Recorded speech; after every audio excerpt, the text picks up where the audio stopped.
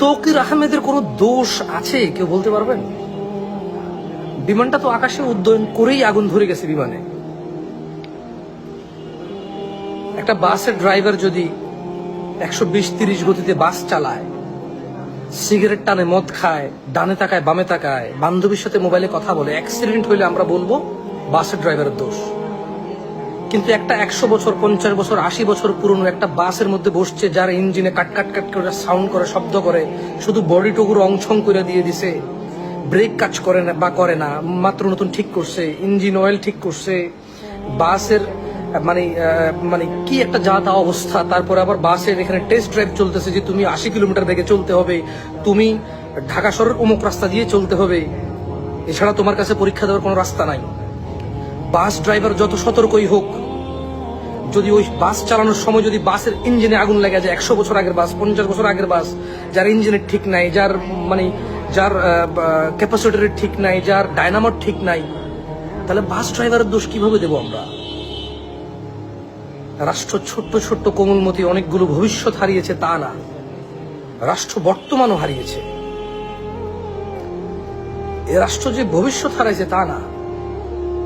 বাংলাদেশে কতজন পাইলট আছে? একটা তৌকির আহমেদ হতে তো অনেক সময় লাগে। এমন ছেলে যে দেখেছে বিমানে আগুন লেগেছে, নিজে ইজেক্ট করে নাই, বের হয়ে যায় নাই, মাথায় নিজের জীবনটা আসে নাই, এ ধরনের উদার কতজন মানুষ রাষ্ট্র এই বাংলাদেশে আছে? বাংলাদেশে কয়টা ছেলে আছে যে বিমান পড়ে যাবে, সে বেরিয়ে যাবে ওখান থেকে, বাট সে ইনস্ট্যান্ট বের হয় নাই? তো মানুষকে ভালোবাসার মতো মানুষ বাংলাদেশে কতজন আছে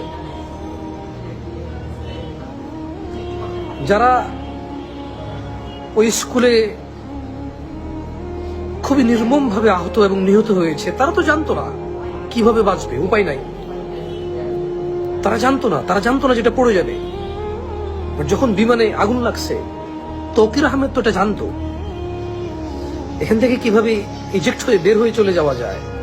তৌকির আহমেদ নিশ্চয়ই এই ট্রেনিং পেয়েছিল, সে চেষ্টা করেছে যাতে কোনো জনবহুল এলাকায় না পড়ে, হয়তো আল্লাহু আলাম, আল্লাহ ভালো জানে। যে ছেলের মন এত সুন্দর, এত নরম, বিমানে আগুন লেগে গেছে, বিমান থেকে বের হওয়া যায় জানে, এটা পড়ে যাবে জানে, শুধুমাত্র কম ক্ষতি কোথায় গিয়ে ফালাইলে হয়, মানুষের ক্ষতি যাতে না হয়, এমন চিন্তা করা বাংলাদেশি কয়জন আছে? ছোট ছোট বাচ্চাগুলো তো জানতো না how to save there selves, তারা জানতো না যে কিভাবে আমরা বাঁচবো।